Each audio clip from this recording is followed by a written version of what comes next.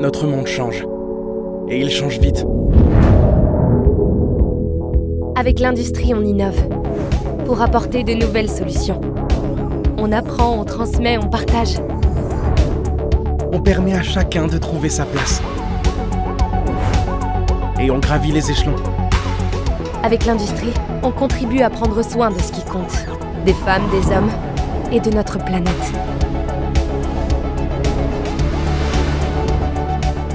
Grâce aux 3 millions de salariés engagés dans nos 90 000 entreprises, on transforme le quotidien. Viens, on accélère avec l'industrie.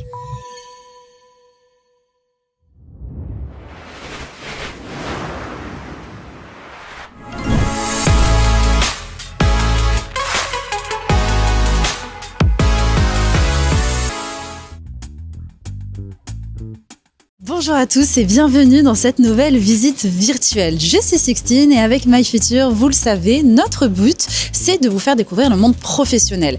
Aujourd'hui, on est sur le terrain. Lors de cette visite virtuelle, on va découvrir une entreprise. Il s'agit de Berens Poujoula. On est dans un partenariat dans le cadre avec l'industrie, donc on les remercie. C'est avec eux qu'on a le droit de pouvoir aller visiter un petit peu les coulisses. Vous allez voir, on va rencontrer 3 personnes qui vont nous parler de leur métier, de ce qu'elles préfèrent, de ce qui est compliqué à faire aussi dans leur métier. J'espère que ça vous plaira et que vous allez apprendre plein de choses. N'hésitez pas à aller mettre plein de commentaires pour poser toutes vos questions. On y répondra. Je compte sur vous. Et en attendant, c'est parti. On va tout de suite découvrir ces personnes. Venez avec moi.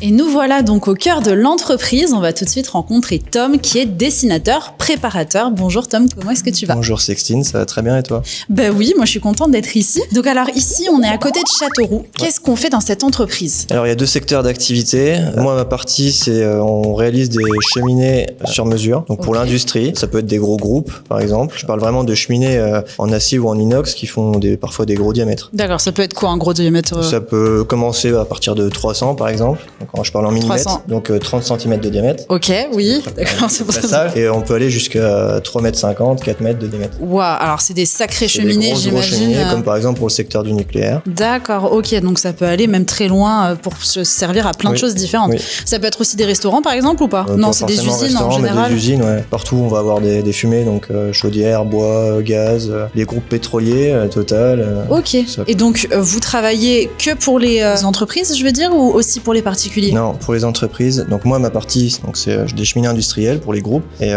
l'autre partie de chez Berens, ça va être du domestique, des petits conduits pour de l'individuel. Par exemple, moi, si je veux mettre une cheminée, un poêle... Ouais. Par contre, on repassera par des vendeurs. D'accord, ok, très bien. Donc alors, dans ça, tu es dessinateur-préparateur. Oui. Qu'est-ce que ça veut dire ? C'est-à-dire tu dessines les modèles ? Ouais, le client fait une demande. Derrière, ça va être chiffré. Moi, je dessine jamais, je pars jamais de rien. On a une idée de ce que le produit, à quoi le produit va ressembler au final. Je suis en lien avec le chargé d'affaires qui va suivre la commande de A à Z. Et moi, mon métier, c'est de modéliser en 3D. Je vais vérifier au chargé d'affaires. On vérifie aussi avec l'atelier que c'est réalisable derrière. Et après, donc, suite à ça, la modélisation 3D, je vais faire des plans de fabrication et je vais monter un dossier de fabrication pour l'atelier. D'accord. Donc, si on reprend un petit peu pour y aller étape par étape. Moi, mettons, j'ai une usine. Donc, je fais appel à vous pour en faire une cheminée personnalisée pour que ça puisse évacuer les fumées de mon usine. Oui. Jusqu'ici, j'ai bon. Oui. Okay. J'espère que vous êtes encore avec nous.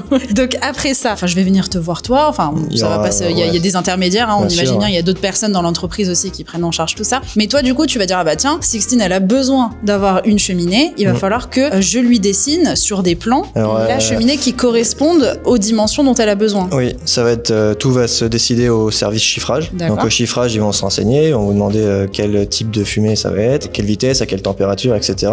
Eux, ils vont être capables de dimensionner la cheminée. Et derrière, moi, les infos sont transmises chez nous et nous, on va leur réalisé en 3D. en Ok. 2D. Et donc, c'est cette partie qu'on appelle la modélisation Exactement. 3D, Ouais. où là, justement, vous allez pouvoir, un petit peu comme dans les films d'animation, voir tout dans l'espace pour pouvoir être plus fidèle à la réalité derrière Oui. et pour créer les pièces. En fait, les plans 3D vont aussi nous servir à interfacer avec le client. On lui envoie les plans, on peut même se faire des visioconférences pour voir, on fait tourner en direct avec lui pour voir le... Trop bien. Donc, Le en fait, modèle. tu m'envoies les plans et après, je te dis, ouais, Ouais. ça me plaît, ou alors non, faut recommencer tout. Ouais. Sur des grosses affaires où on implante plein de choses, il y a tellement de choses à voir qu'on se sert de ça. Donc, si on devait résumer un petit peu les qualités qu'il faudrait avoir pour être dessinateur préparateur, ce serait quoi? Déjà, il faut de la motivation. C'est pas un Motivation. métier qui est forcément trop facile. Il faut être très curieux pour apprendre, c'est hyper important. Faut avoir du talent aussi, j'imagine. Bien sûr, mais Ouais. ça vient avec le temps. Parce que pareil, C'est pas inné. modéliser de la 3D, donc parce que pareil, la modélisation 3D, j'imagine qu'il faut être formé là-dessus. Est-ce que c'est compliqué? On commence un peu de formation à l'école, on apprend les bases. Après, derrière, on apprend vraiment tout en entreprise. C'est sur le tas. Ça Ok, s'apprend ça, c'est aux côtés des anciens, donc on n'arrive pas en claquant des doigts et on n'est pas dessinateur d'un coup. Ça se fait petit à petit. D'accord, donc pour faire ton métier de dessinateur, on n'est pas obligé de savoir bien dessiner Non, sur une non. feuille. Ça va. Tu non, bien dessines sûr. bien, toi, de manière générale? Oui, de base, oui, mais... Ah mince, j'espérais l'inverse. ah mince.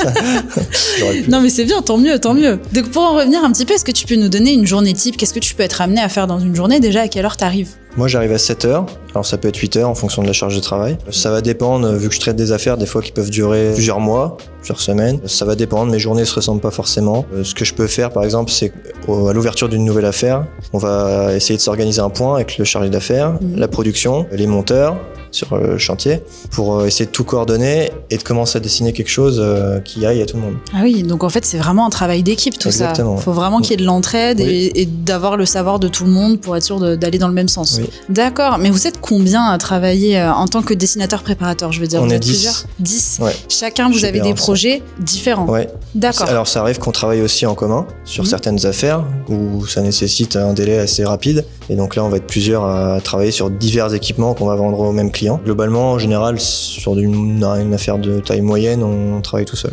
D'accord, ah oui, donc il y a beaucoup de responsabilités aussi. Et c'est stressant ou pas? Non, quand on prend l'habitude. Après, forcément, au début, oui. Est-ce qu'il y a une affaire qui t'a déjà beaucoup stressé? Pas vraiment. Après, c'est plus un peu la pression pour rendre les plans en temps et en heure. Ah oui, parce que t'as Ah oui, un agenda tout à est tenir. calé. Ouais, tout est calé. D'accord. Donc on a une date de début, on a une date de fin. Ok, Après, donc bon, j'imagine ça il arrive de déborder. y a des moments tendus où tu te dis oh là, Ouais. il me reste plus beaucoup Ouais, de tout à temps, fait. il faut absolument que je trouve une solution parce que ça aussi peut-être que, enfin j'imagine peut-être que c'est pas du tout ça dans ton métier. Des fois, il faut trouver des solutions avec de la logique pour pouvoir Oui. faire les plans. Ah bah bien sûr, ouais. Ouais. Après on n'invente rien, on est vraiment aidé, il y a plein de services différents. Moi je modélise pas à partir de rien, en fait on a un service projet qui va faire des calculs, on a une enveloppe, on sait à peu près à quoi va ressembler le produit. D'accord, Moi mon métier c'est plutôt de faire en sorte qu'il soit fabricable derrière, dans la production. bien sûr. Donc là, encore une fois, que tout le monde puisse bien travailler Oui. par la suite et que tu facilites leur travail comme eux vont C'est pouvoir ça. t'aider pour te conseiller Ouais. pour que ce soit plus pratique. Après dans mon cas je pense pas aussi à la production, on pense au chargement, parce qu'on envoie nos équipements via des transporteurs, des camions, donc faut que ça puisse se charger en camion, donc ça faut que ça respecte certaines dimensions, et derrière on va aussi penser au montage sur site. Du coup, là, tu parlais de livrer, etc. Ça se livre dans toute la France ou même à Oui, l'étranger? on travaille pour la France et l'étranger. Et l'étranger J'ai aussi? déjà fait des cheminées industrielles pour la Réunion par exemple, Ah ouais, carrément, ah ouais, c'est pas à côté en plus, c'est Non, c'est non, assez non. loin, ouais. donc transport en conteneur, Ok. sur bateau. Trop bien. Ça, et comment on se sent quand son projet il est terminé et que tu C'était le vois cool. partir? Alors on n'a pas pu aller le voir directement sur place, mais j'ai apprécié de regarder les photos. Et la plus grande cheminée que t'aies faite, elle faisait quelle taille? Pour l'instant, ça fait que 2 ans que je suis chez Bérin's. La plus grosse, ça devait être 2500 de diamètre, donc 2,50 m. Ah ouais, c'est énorme. Hein. Je sais pas si vous vous rendez compte à la maison, c'est quand même assez grand. Hein. Bah, c'est des cheminées qui vont être on va taper dans des grosses épaisseurs. Ça peut être du 8 mm, donc c'est En une plus, tôle qui est assez grosse. ouais. Ok. Et alors, tu m'as dit que tu commençais à 7h du matin, tu termines à quelle heure? Quand je fais 7h du matin, souvent je fais 16h. Ça peut être 7h, 17h. Donc D'accord. là, c'est vraiment des journées de 9h, c'est le maximum qu'on puisse faire. Donc ça ferait des semaines de 45. D'accord. Au maximum. Mais c'est pas tout le temps, enfin, que Non. tu. Voilà, c'est par D'origine, période. c'est 35 et suivant la charge de travail, ils augmentent un peu les heures. Ok, à la semaine. 35 heures par semaine. Ouais. Donc on va revenir un petit peu sur toi, sur ton parcours. Comment est-ce que t'en es arrivé là? Est-ce que tu savais déjà ce que tu voulais faire quand t'étais en troisième ou pas? Alors non, je savais que j'étais technique et je voulais travailler dans le technique. Donc après, j'ai fait un bac STI 2D à l'époque. Mhm. Aujourd'hui, ça a dû changer. Oui, c'est avec du dessin, c'est ça? Ouais, alors c'est orienté sciences et technologies de l'industrie et du développement durable. Mhm. C'était orienté technique, je savais pas vraiment ce que je voulais faire. Donc après, au fur et à mesure du temps, au lycée, il se passe pas grand-chose, on apprend cette filière-là. Et derrière, j'ai fait un DUT génie mécanique qui couvre différents métiers dans l'industrie, dont le métier de dessinateur. Ça peut être plein d'autres choses, on peut être technicien méthode.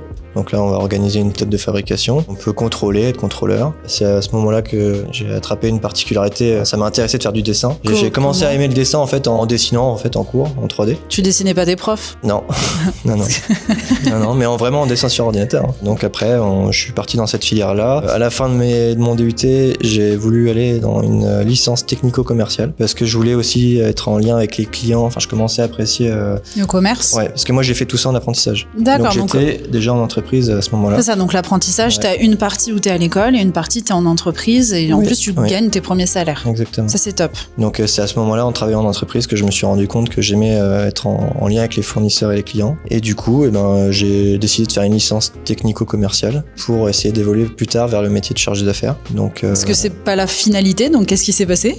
Alors j'ai changé plusieurs fois d'entreprise, je me suis rapproché de ma famille. Donc ce sera la finalité, j'espère. D'accord, ok, c'est toujours le projet. Ouais, d'accord. Bien sûr. Mais le métier de dessinateur, ça peut être une passerelle vers le métier de chargé d'affaires.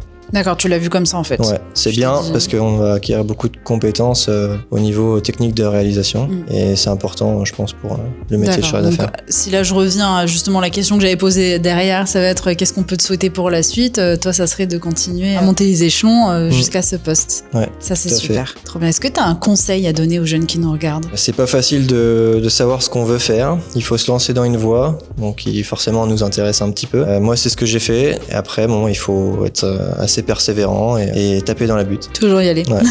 Trop bien. Autre chose qui m'a assez étonnée, on a parlé juste un peu avant l'interview et tu m'as dit qu'il y avait des projets sur lesquels on pouvait parfois travailler qui étaient confidentiels. Oui. Donc c'est des choses en fait où il faut pas en parler autour de soi. Je veux dire qu'à la maison, tu peux pas en parler à tes proches. Secret défense. Ok. Comment on se sent dans ces cas-là? On se send un petit peu, j'allais dire dans l'illégalité, mais c'est pas vraiment le terme.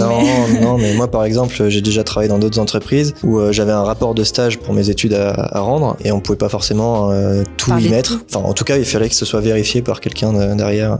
Ah, d'accord, ça met une petite pression, ça aussi. Ouais, bien sûr. Mais en même temps, ça met un peu d'importance aussi à son métier parce qu'on se dit waouh, c'est stylé.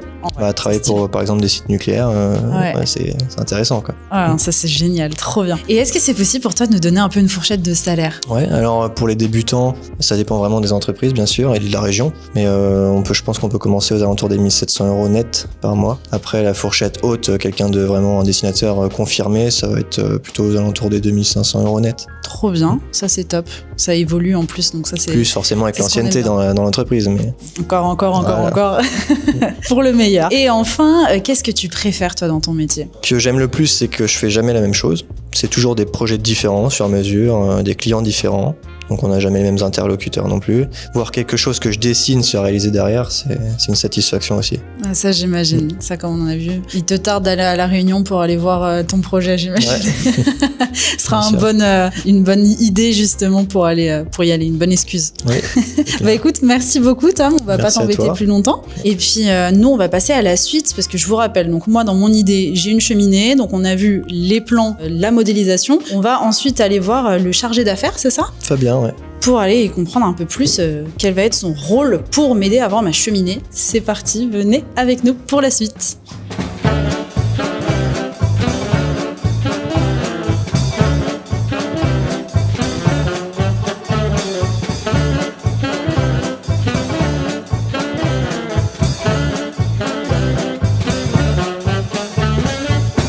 Rencontrer maintenant Fabien qui est chargé d'affaires. Bonjour Fabien, comment est-ce que Bonjour, ça va très bien, merci. Bon, je suis contente d'être avec toi. On va pouvoir parler un petit peu de ton métier parce que alors là, souvenez-vous, on vient de voir Tom qui nous a expliqué que lui, il était dessinateur, préparateur. Donc dans l'idée, on va reprendre un petit peu l'exemple si tu me le permets. Moi, je suis une entreprise qui veut faire une cheminée sur mesure pour mon entreprise. Je viens vous contacter vous pour le faire. Toi, en tant que chargé d'affaires, quand est-ce que tu vas venir travailler sur mon projet? Alors, en fait, je récupère moi la commande après le service projet qui a a donc établi la commande pour le client. Et nous, on va s'occuper plus de transformer cette commande en un produit fini livrable au client. Et donc, on va accompagner le client de la conception de la cheminée jusqu'à sa installation ou livraison, installation. Donc dans ton métier, il y a des réunions. Donc oui, réunion donc en interne, nous en briefing avec donc les différents services, projets ou préparation, ou même atelier, et aussi avec le client pour justement recueillir son besoin, pour justement lui livrer la cheminée qu'il attend. Trop bien, donc ça veut dire que moi, je vais avoir affaire à toi pour pouvoir être sûr que la cheminée me convienne. J'imagine qu'il y a plein de petits détails qui rentrent en compte, par exemple la forme, la taille, en fonction de mes besoins. Exactement, couleur, hauteur, diamètre, en fonction de l'usage, les différents matériaux qui la composent, en fonction, pareil, des différentes fumées qui peuvent passer éventuellement dedans. Et donc toi, tu vas vraiment être mon interlocuteur principal dans cette idée de cheminée. Oui. Ok, trop cool. Est-ce que ça t'arrive de parler anglais du coup? Et du coup, oui, parce que en fait, on a deux possibilités qui peuvent nous amener à parler anglais. Soit des cheminées qui sont vendues à l'export, donc avec des clients qui sont du coup étrangers, ou en interne avec nos collègues des filiales, où du coup on échange en anglais également. D'accord, ok. Donc oui, donc t'es fort en anglais? Je me débrouille, ouais. Fais voir pour voir. Je rigole. Non, donc du coup, est-ce que c'est quelque chose que tu conseilles aux jeunes qui nous regardent? Est-ce que toi, à l'école, t'étais fort en anglais avant? Alors, j'ai un niveau scolaire d'anglais, et du coup, j'ai, par ma vie perso, fait certains voyages où j'ai toujours entretenu un petit peu d'anglais. Trop bien. Et aujourd'hui, je l'utilise dans le cadre professionnel. Oui, parce que t'as la déformation professionnelle de regarder un peu les cheminées de toutes les usines que tu croises. Alors, maintenant, oui, parce que en fait, je suis issu d'un autre milieu, j'ai fait des travaux publics, et du coup, j'avais toujours un œil sur ce qui se passait. Mais depuis, maintenant, oui, je fais attention quand on prend la route ou quoi. Forcément, on a l'œil attiré par les cheminées, ouais. Trop bien. Donc, pour revenir un petit peu à ton projet, donc tu nous as dit que pour toi, tu devais faire des réunions, que tu étais en contact aussi avec les clients, mais aussi avec les équipes, parce que tu devais un petit peu occuper le projet pour être sûr qu'il le menait à bien. Qu'est-ce que tu vas être amené à faire d'autre? Organiser le chantier de pose, c'est-à-dire commander les transports, commander les grues, une fois que la cheminée est faite et part d'ici, on a organisé justement le chantier de pose pour la livrer au client et qu'elle soit debout à la fin, quoi. Ah oui, donc vraiment jusqu'au bout du bout. Ouais. Donc après, t'as le client qui t'appelle aussi pour vérifier que tout soit bien derrière aussi. Alors, on espère qu'il nous appelle pour dire qu'il est satisfait. Oui, c'est sûr que c'est mieux. Et après, il peut qu'on ait des contraintes de pose avec un chantier justement qui soit pas tout à fait prêt. Donc après, à nous de trouver des solutions pour... Est-ce qu'il y a un chantier qui t'a plus marqué qu'un autre? Du coup, j'ai ma première expérience d'un chantier assez conséquent que j'ai réalisé dans une chaufferie à Versailles, à côté de Versailles, périphérie de Versailles. Pas au château, du coup. Pas au château, mais à peu de distance. Et du coup, c'était un des premiers chantiers qui m'a été confié ici. Donc, il est encore en cours d'ailleurs et il se termine. Ouais, et du coup, ça fait combien de temps qu'il a débuté ce chantier? On a débuté au mois de juillet. D'accord, ok. Parce que de par ton métier, en fait, tu peux être amené à voyager un peu partout pour aller installer les choses. Est-ce que tu suis les personnes qui vont venir les installer? Alors, oui, effectivement, on va voir soit nous en amont des chantiers justement pour pouvoir dimensionner grues, voir quel camion on peut passer pour livrer les cheminées, etc. Et on peut aussi être amené à se déplacer sur le site pendant le montage pour aller voir nos équipes. Trop bien. Donc, si on résume, en qualité, qu'est-ce qu'il faut avoir pour faire ton métier? Alors, les qualités requises, c'est un bon état d'esprit relationnel, être à l'aise au contact des personnes, aussi bien les clients que nos équipes en interne, avoir un esprit assez curieux, et puis... aimer les cheminées. J'imagine que ça fait un petit peu partie du process. Et puis aussi beaucoup de rigueur pour pouvoir justement mener les choses à bien. Et de la technique aussi, parce que c'est de la technique tout ça aussi. Et la technique, oui. Alors moi, je suis issu d'un autre milieu qui est les travaux publics en fait. Et du coup, j'ai appris la technique des cheminées par mes collègues ici et j'ai eu la chance d'être très bien intégré et accueilli. Ouais. Ça, c'est super. Même si on s'y connaît pas énormément, le fait de venir ici travailler avec les gens, il y a vraiment cette transmission de savoir. On est épaulé. Oui, c'est vraiment ce que j'ai ressenti, ce qui m'a amené à travailler ici. Les compétences qui étaient requises pour le poste, en fait, je les avais déjà développées en grande partie dans mon expérience passée. D'accord. Oui, on va y revenir si tu veux bien. Comment ça s'est passé justement? Comment est-ce que tu es arrivé ici et surtout quelles études tu as faites? J'ai fait à la base des études de génie civil. D'accord. Donc le génie civil, est-ce que tu peux nous expliquer juste 2-3 mots? Alors, génie civil, c'est plus tout ce qui va être construction d'ouvrages d'art, bâtiments, de routes, de réseaux divers et variés, etc. Et du coup, j'ai souhaité pour la deuxième partie de ma carrière aller dans un domaine d'activité différent et je suis arrivé ici. Ah oui, donc vraiment du jour au lendemain, tu t'es dit allez hop, je teste autre chose. Exactement. Ça c'est super. Donc en fait, t'étais déjà dans l'industrie avant? J'étais déjà dans l'industrie, mais l'industrie routière. Génial. Donc ça veut dire que même quand on travaille dans l'industrie, l'industrie, on peut faire des ponts en soi et aller dans d'autres domaines à l'interne. Exactement, à condition d'être un peu curieux, s'intéresser à plusieurs domaines. Oui, d'avoir la motivation, on Exactement. peut le faire. Ok, ça c'est super. Ça t'a pas fait peur justement de changer d'un coup? C'est un peu impressionnant au départ parce que ce qui fait bizarre, c'est que quand on travaille avec des gens depuis longtemps et qu'on arrive dans une entreprise où on connaît personne, au début on est un petit peu... Surtout que c'est pas une petite entreprise ici. On a vu que c'était assez grand. On a fait quelques kilomètres avec l'équipe là pour faire ces interviews. Il y a de quoi se perdre. Oui. Il y a plein de portes. Et au niveau de tes horaires vis-à-vis de Tom, parce que Tom il nous a dit qu'il faisait du 7h, 17h. Toi, t'es à peu près où? J'arrive le matin, il est à peu près 7h30 et je pars à 17h30 le soir, 18h. Et tout le monde se lève tôt ici. Ouais. J'ai toujours connu et pratiqué, même dans ma vie d'avant, moi, d'arriver au bureau de bonne heure, donc ça me dérange pas. Depuis toujours, tu fais ça. Voilà. Donc après, c'est bien, t'as les après-midi un peu plus tranquilles, ça c'est pas mal aussi. D'ailleurs, il y a une question qu'on s'est tous posée avec l'équipe quand on est arrivé. On a vu que l'espèce de mascotte de chez Bérin, c'est un chat. Pourquoi avoir choisi un chat? Est-ce que tu le sais? Le chat est un animal qui est connu pour retomber sur ses pattes. Donc c'est une image qui parle à la plupart des personnes. Agile, voilà, l'agilité du chat. Et aussi parce que le chat aime bien les zones chaudes. Donc c'est synonyme de confort et ça parle aussi pareil. Bah cheminée, on y revient avec le feu. Et là où c'est bien pratique, très bien. Et dans ton métier, t'es plus sur le terrain ou au bureau? Alors je passe la majorité de mon temps au bureau. Par contre, il peut m'arriver de partir 2 jours, 3 jours en fonction de l'éloignement en déplacement. D'accord, c'est là comme on a vu un peu partout. Donc en France, mais aussi parfois tu peux être amené à l'étranger, comme par exemple en Suisse. Oui, il peut que oui. Alors non, pas encore, mais peut-être bientôt. En tout cas, on te le souhaite. Qu'est-ce qu'on peut te souhaiter en plus? De continuer à m'épanouir ici, où j'ai trouvé de quoi justement poursuivre ma carrière professionnelle dans de bonnes conditions et avec des projets plein la tête. C'est super. C'est sympa. Et une dernière phrase peut-être pour encourager les jeunes à rejoindre l'industrie, parce que c'est vrai qu'on n'y pense pas forcément, alors qu'il y a plein de métiers à y découvrir. Il y a beaucoup de métiers à découvrir. Alors nous, on en fait partie, parce que en fait, ça part de toute l'équipe d'atelier, donc soudeurs, les programmeurs, les conducteurs de machines, et puis toute l'équipe de dessin prépa où on dessine beaucoup en 3D. Enfin, je pense que vous avez eu l'occasion de le voir. Et tout ce qui est pareil, nous chargés d'affaires. Il y a beaucoup de compétences diverses et variées qui peuvent être appliquées ici. Ouais. Trop cool. Donc il y a de la place pour tout le monde. Il y a de la place pour. Et les filles aussi, parce que j'en ai vu plein en plus. Alors oui, on a même une part de l'atelier qui est féminine, et tant mieux d'ailleurs. Trop bien. Bah écoute, merci beaucoup pour toutes ces informations, Fabien. On va pas te déranger plus longtemps non plus. Et on va tout de suite aller voir la dernière personne pour finir notre interview en beauté. Cette fois-ci, on va aller du côté production. Donc attention, on va en voir des machines. Vous venez avec moi, on poursuit cette visite virtuelle.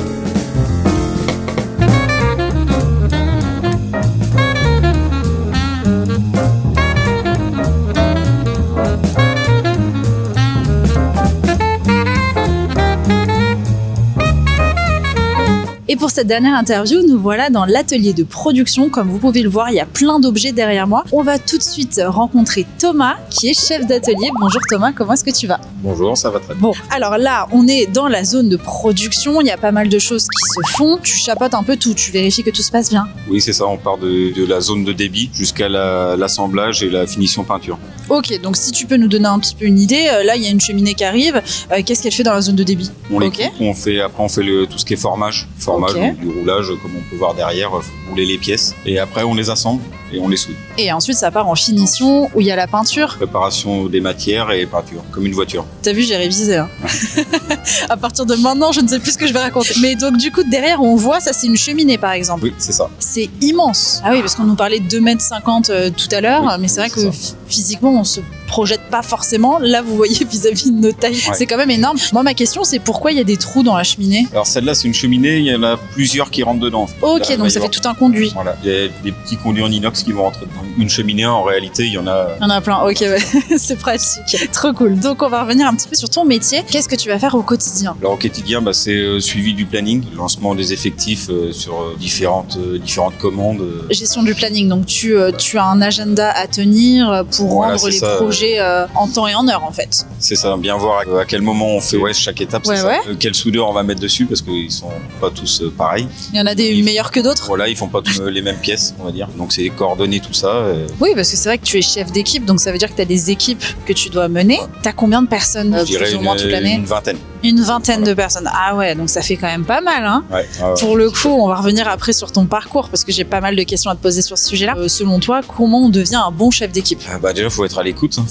Il faut aimer son métier aussi. Aussi. Parce que faut faire en sorte que ça fonctionne. Donc, Trop bien. Bon, ça, c'est déjà une bonne chose. Tout à l'heure, là, tu m'as dit, il y a pas mal de différents ateliers au sein de la production. Tu vas t'occuper de tous ces ateliers, toi? j'ai exclusivement la partie chaudronnerie et soudage. D'accord. Donc, après, on est en lien avec les deux autres Chefs d'équipe. du débit et de la finition. Mais moi, je m'occupe essentiellement. C'est l'équipe chaudronnerie et soudage. C'est déjà pas mal. Ouais, bah ça, j'imagine que ça en fait des choses. Parce qu'il y a combien de pièces à peu près? Il y en a plein à chaque fois qui se... Parce qu'on nous a expliqué tout à l'heure qu'il y avait différents projets à chaque fois. Oui, alors des commandes en cours, actuellement, on en a une quinzaine à peu près dans l'atelier. Les commandes sont divisées en 2, 3, 4 morceaux et ça représente pas mal de travail. J'imagine. Est-ce qu'il y a quelque chose que tu préfères dans ton métier? On fait jamais la même chose, tous les jours est différent. Déjà, ça c'est bien. Puis c'est le lien avec les personnes, c'est l'essentiel. Ce poste-là, de toute façon, c'est essentiel, c'est sûr. C'est l'essentiel. Donc quand tu es responsable chef d'équipe, tu es responsable de tes équipes, ça c'est sûr. Oui. Mais la question que je me pose, c'est est-ce que ça t'est déjà arrivé qu'il y ait quelqu'un qui fasse une bourde? Oui. Comment tu fais dans ces cas-là? Est-ce que tu as l'anecdote? Faut faire pourquoi c'est arrivé et comment on peut faire pour pas recommencer. Est-ce que c'est par exemple ils se trompent de diamètre, un truc comme ça, ou ils ont trop coupé? Oui, c'est l'anecdote. Elle est d'hier, donc ça. Ah bah, raconte-nous. Une pièce trop grosse, avec une autre pièce qui, elle, était trop petite. Donc au final, les deux pièces s'assemblaient pas. Donc, là, on fait tout pour récupérer au mieux, pour que ça coûte le moins cher possible et faire en sorte qu'on recommence pas la bêtise, quoi. Et en tant que chef d'équipe, t'es plutôt tyrannique ou t'es plutôt le chef d'équipe super cool? Oui, je pense être assez cool. Trop bien, ça c'est important. Est-ce que vous organisez parfois des choses en dehors du travail pour souder un peu l'équipe? On essaie une fois dans l'année de se réunir pour le repas de Noël. Ça, c'est chouette. Après, il y a beaucoup de monde, donc c'est assez compliqué. De tous s'y retrouver après, voilà, ça fait des grandes tablées. Ouais, c'est ça. Donc on va revenir un petit peu sur toi. Qu'est-ce que tu as fait comme étude pour arriver là? Alors moi, je suis arrivé ici, j'avais un CAP de menuisier. Donc je suis arrivé là, ici, au capotage, mettre de la laine de verre. Ok. Donc l'isolation? L'isolation, ouais, c'est ça. D'accord. Ça a duré une bonne année. Et après, j'ai commencé au soudage. Donc là, la formation, ça s'est étalé sur 2 ans, à peu près. Donc c'était en interne, donc ça veut dire que c'est l'entreprise qui t'a payé ta formation pour te former à un nouveau métier et évoluer. C'est ça, passage de qualification de soudage. C'est tout en interne. Donc là, ça a duré, la formation, 2 bonnes années. Je pense qu'on est bien formé au bout de 5-6 ans. On apprend toujours des choses. C'est sûr. Tu me disais que tu avais une formation en menuiserie. Tu voulais être menuisier ou c'est que tu savais pas forcément vers où aller et tu t'es dit, allez, je tente ça? Non, oui, c'est ça. Je recherchais du travail et j'ai trouvé ça. Et puis ça m'a plu tout de suite. Donc, ouais. Qu'est-ce qui t'a plu justement? Qu'est-ce qui change ici, de travailler ici en comparaison à ailleurs? Déjà, le métier de soudage, ça m'a tout de suite intéressé. Donc. Après ici, tout l'environnement m'a plu. Les collègues, tout m'a plu, donc c'est pour ça que je suis resté, sinon... Oui, sinon tu serais parti depuis longtemps. Ça fait combien de temps d'ailleurs? Ça fait une petite quinzaine d'années. Trop bien, ah oui, donc tu t'y plais vraiment très bien. Donc oui, j'ai pas précisé aussi, le soudage, qu'est-ce que c'est? C'est le fait de pouvoir assembler des pièces, c'est ça? C'est ça, c'est l'assemblage de 2 pièces. D'accord. Il y en a juste derrière, souder cette pièce-là avec cette pièce-là, donc la soudure... Ah oui, bien sûr, pour la borne. D'accord. Oui, donc si ça se casse, c'est de ta faute. Ouais, c'est ça. Ouais, globalement, ça va, la responsabilité n'est pas trop haute. Non. Super, donc ça c'est top. Au niveau de tes horaires, comment ça se décline? Alors en général, on fait du 7h, 16h. 7h, 16h. Ça se fait quand même se lever tôt, mais au moins après t'es plus tranquille. On a une bonne activité, mais sinon nos horaires c'est 8h, 16h. La moyenne de l'année fait qu'on fait 7-16 parce qu'on a de l'activité. Ça fait pas des trop grosses journées. Est-ce qu'il y a des périodes dans l'année où t'as plus de projets, ou en soi c'est toujours... Ouais, oui, il y a toujours une petite période qui a un petit peu plus de travail. En général, c'est vers quand? Avant l'hiver, quand les gens veulent faire plein de cheminées? Avant l'hiver, au niveau des vacances d'été. Bon bah super, est-ce que pour conclure cette interview, tu aurais un message à faire passer aux jeunes qui nous regardent et qui peut-être hésiteraient à se lancer dans des métiers de l'industrie? Déjà de venir découvrir par des stages, par ça. Vous prenez des stagiaires? Oui. Super, oui. Trop cool. C'est pas long et c'est assez intéressant. Faut pas hésiter, même que les pièces paraissent grandes, faut pas avoir peur. C'est un beau métier. Bon, en tout cas, on l'a vu, on a vu que des personnes passionnées tout au long de la visite virtuelle. Donc merci beaucoup. J'espère que ça va, je t'ai pas trop embêté avec mes questions. Non, c'était trop cool. Parfait. À la prochaine, j'espère. Et puis vous, je vous remercie de nous avoir suivis dans cette visite virtuelle. J'espère qu'elle vous a plu autant qu'à moi. Voilà, on a appris plein de choses autour des cheminées. J'espère que vous les regarderez différemment maintenant dès que vous vous en croiserez notamment dans les usines. On vous invite à nous suivre sur les réseaux sociaux. N'hésitez pas aussi à bien regarder notre site internet pour voir la programmation dans les prochains jours à venir. Voilà, c'est tout ce que j'avais à dire. Merci encore d'avoir posé toutes vos questions dans les commentaires et on se dit à très vite pour une prochaine virtuelle ou un prochain projet. Salut! Je vais vous interpréter SOS d'un terrier en détresse. Pourquoi je vis? Pourquoi je meurs? Ouais, il va se toller. Ah. Youhou. Par contre, on les a perdus à faire nos bêtises. On est... Eh oh! Il y a une caméra qui me suit. J'arrive pas à m'en débarrasser. Et elle parle, mais qu'est-ce qu'elle parle, Charlotte? Mais qu'est-ce qu'elle parle bien? Alors, elle s'appelle Manuela.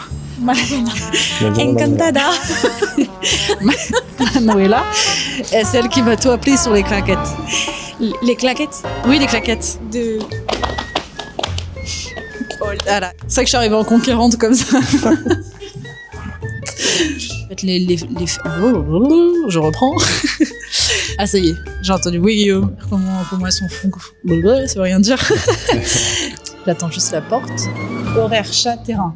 Donc tu vas me parler, il y a que ça qui va tourner dans ma tête. Horaire chat-terrain. Ok. Ouais, tu me cadres pas, mon papa. Charlotte. Et là, on me voit. Je suis le mérovingien de l'étape. Ah. Oui, j'étais en train de regarder les arbres se faire secouer par le vent. Je me souviens même plus de ma question du coup là.